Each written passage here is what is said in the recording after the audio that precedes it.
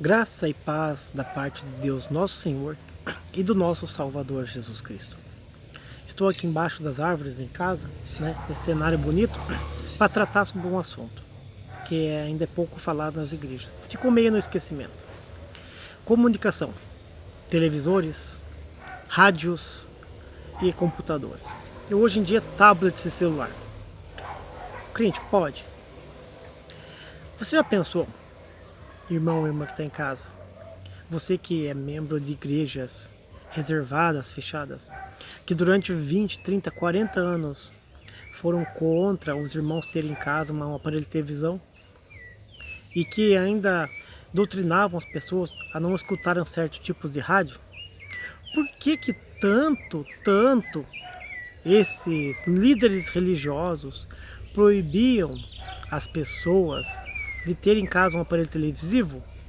E por que eles proibiam as pessoas ter rádio? Ou quando não proibiam, tentavam doutrinar a pessoa e norteando ela a escutar isso, aquilo.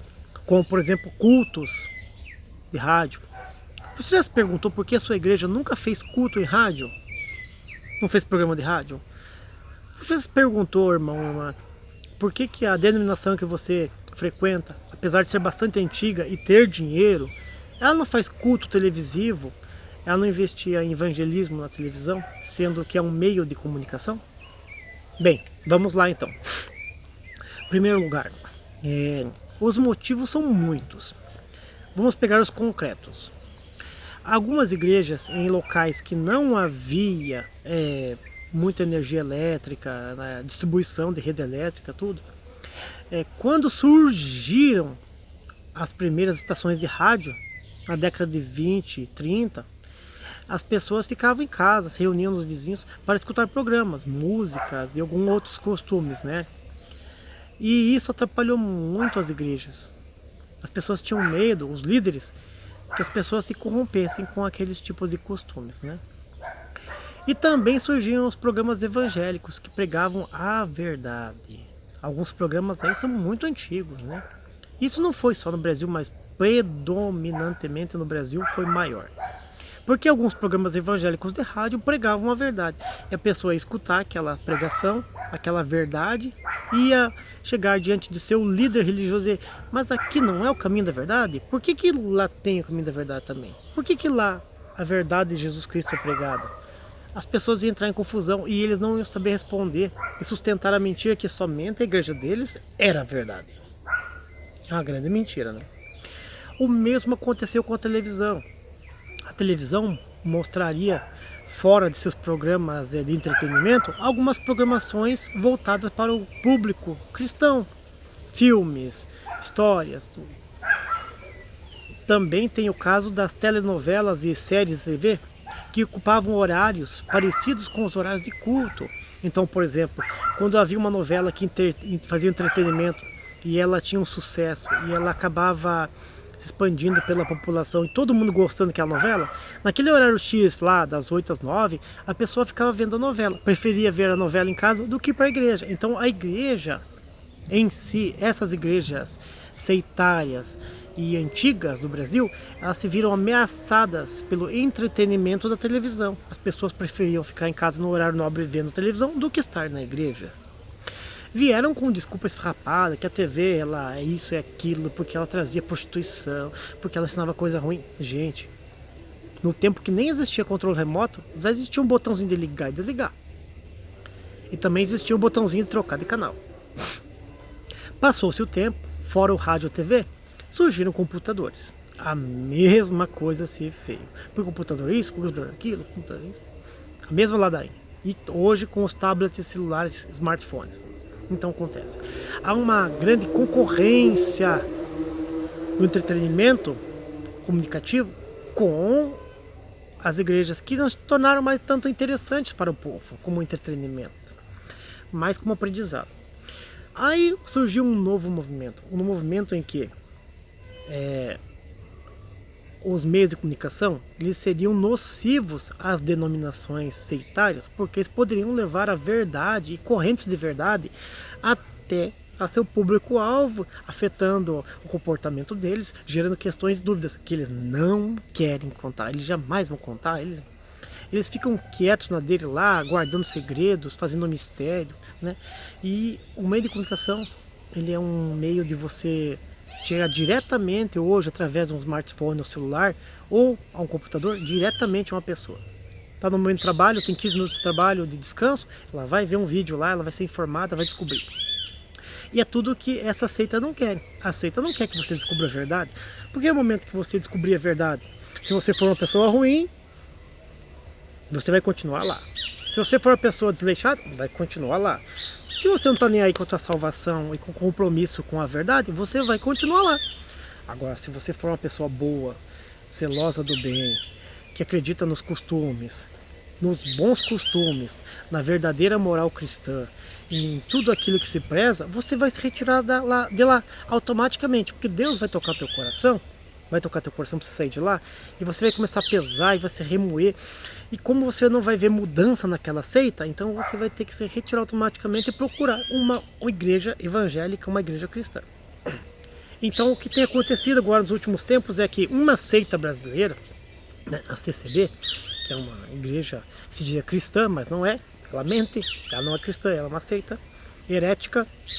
Ela proibiu muito tempo o computador, a televisão, não declaradamente por causa de processos ou talvez cercear pessoas a liberdade de expressão, a comunicação, mas ela ensinava veladamente, ou fora da igreja, ou boca a boca, tete a tete, que era prejudicial, que não era bom ter, porque era o trono do maligno, que era a visão do capeta, porque o diabo ia prostituir os filhos dele, as filhas, ia trazer ensinamento horrível.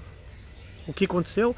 Hoje, com a pandemia, esses equipamentos de comunicação estão sendo utilizados, no caso da CB, o computador, né, a internet, para poder divulgar seus cultos, né?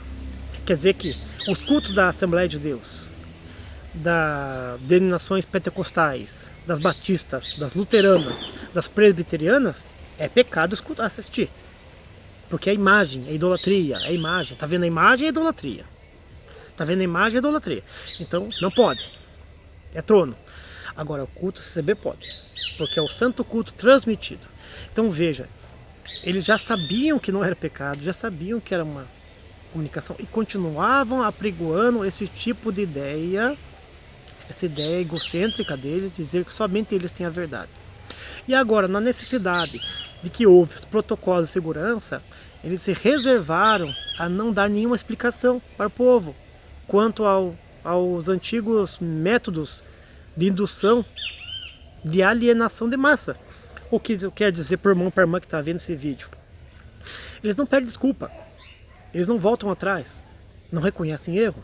Então isso aí é muito triste. Saber que nós estamos já nessa altura do campeonato, como dizem alguns jovens aí, e vendo entidades que se dizem cristãs, mas na verdade são humanas, né? Eu até brinco bastante com o termo, né? Eu chamo de congregação humana do Brasil, e não congregação cristã no Brasil. Porque o cristianismo é reconhecer, é ser humilde, é ser sincero, é ser claro. Não é o filho da treva, é o filho da luz. Vamos falar abertamente, explicar abertamente, conversar, dialogar, né? É pecado você ter uma televisão em casa? Não. É pecado ter um celular para você ver um vídeo? Não. Você que vai definir o conteúdo, o que vai ser necessário para você aprender ou te entreter, desde que seja respeitoso, que seja um conteúdo familiar, se é de humor ou se é de cunho didático, isso você vai decidir, mas desde que seja honesto. Todo crente é inteligente, o crente não é bobo, como dizem alguns por aí que o crente é bobo. O crente é inteligente, ele sabe o que é bom, o que não é bom, o que presta, o que não presta. Alguns são persuadidos por falta de algum tipo de conhecimento específico, mas todo conhecimento que você adquire na tua vida, ele te leva a saber se aquela programação da televisão é boa ou se é ruim, se da internet é boa ou se é ruim. E hoje todo mundo tem uma Bíblia em casa, todo mundo tem um computador em casa. Quando não tem computador, tem um celular, que é a mesma coisa praticamente que um computador. Então as informações estão aí, os meios de comunicação estão aí, nós temos que dizer abaixo a essa censura.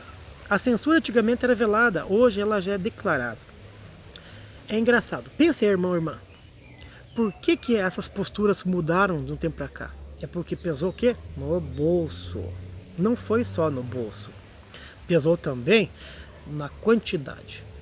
na quantidade de pessoas que vão começar a caminhar ali, começar a frequentar ali e a membrar ali. Então, houve um despertamento estratégico por parte desses homens que utilizavam de recursos de simplesmente fazer culto presencial, e somente o culto era bom, somente ali Deus estava.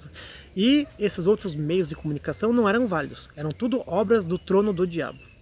Então veja, irmãos e irmãs, Deus não erra. Deus não é homem para que volte atrás.